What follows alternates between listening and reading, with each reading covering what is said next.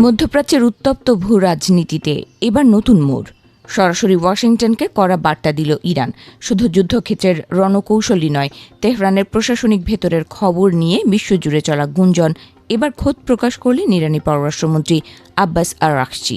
Lebanon ভিত্তিক সংবাদ মাধ্যম আল মায়াদিনকে দেয়া এক বিস্ফোরক সাক্ষাৎকারে তিনি স্পষ্ট করে দিয়েছেন, ইরান কোনো সাধারণ রাষ্ট্র নয়, বরং বাস্তব পৃথিবীর এক অপরাজেয় শক্তি।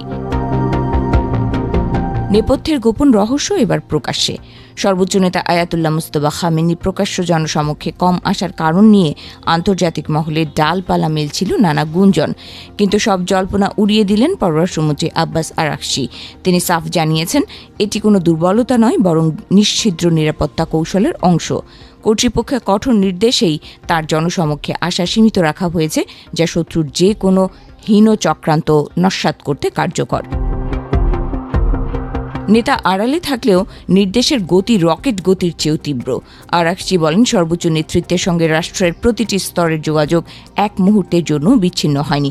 উপর মহল থেকে আসা প্রতিটি নির্দেশনা চোখের পলকে পৌঁছে যাচ্ছে রাষ্ট্রীয় প্রতিষ্ঠানগুলোতে। কোনো রকম লাল ফিতার দৌরাত্ম্য বা বিলম্ব ছাড়াই অত্যন্ত নিখুঁত গতিতে বাস্তবায়িত হচ্ছে প্রতিটি রাষ্ট্রীয় এবং সামরিক সিদ্ধান্ত। শাসন ব্যবস্থার এই অটুট ধারাবাহিকতায় ফাটল ধরাতে পারেনি পশ্চিমা নিষেধাজ্ঞা কিংবা বাইরের কোনো চাপ। সাক্ষাৎকারে উঠে আসে ইরানের ভেতরের ইস্পাত কঠিন ঐক্যের কথা।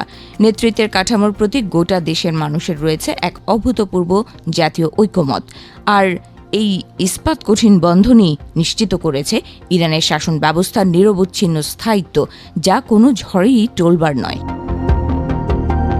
হোয়াইট হাউসের নীতি নির্ধারকদের যেন এক হাত দেখে নিলেন ইরানি পররাষ্ট্রমন্ত্রী।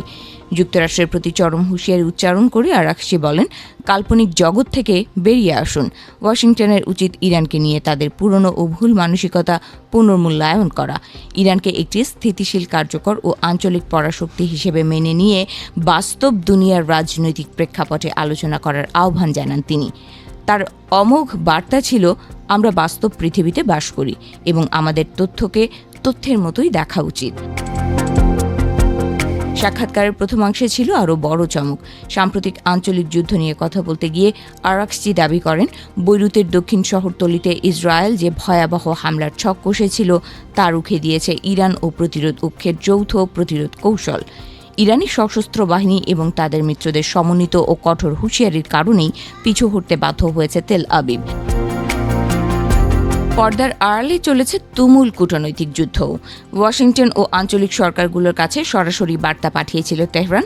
হুঁশিয়ারি দেওয়া হয়েছিল, বৈরুতে যে কোনো বড় ধরনের আগ্রাসন ডেকে আনবে এক মহাপ্রলয়, যার জবাব দিতে প্রস্তুত ইরান। তবে যুদ্ধের দামামা বাজালেও আরাগচি স্পষ্ট করেন, ইরান নিজে থেকে যুদ্ধ চায় না, কিন্তু যুদ্ধ চাপিয়ে দেওয়া হলে পিছু হটার পাত্রও তারা নয়। এমনকি চরম উত্তেজনার মধ্যে ওয়াশিংটনের সাথে তেহরানের পরোক্ষ আলোচনার পথ যে খোলা রয়েছে তাও মনে করিয়ে দেন তিনি। শত্রুর বিমান হামলায় শীর্ষ নেতাদের শাহাদাত কি দুর্বল করেছে প্রতিরোধ যোদ্ধাদের?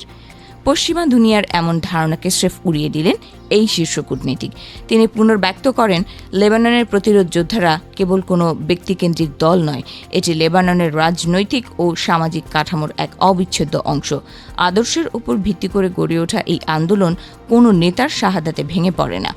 শত্রুর সমস্ত হিসাব নিকাশ ভুল প্রমাণ করে প্রতিরোধ যোদ্ধারা আজও আগের মতোই অপরাজেয়।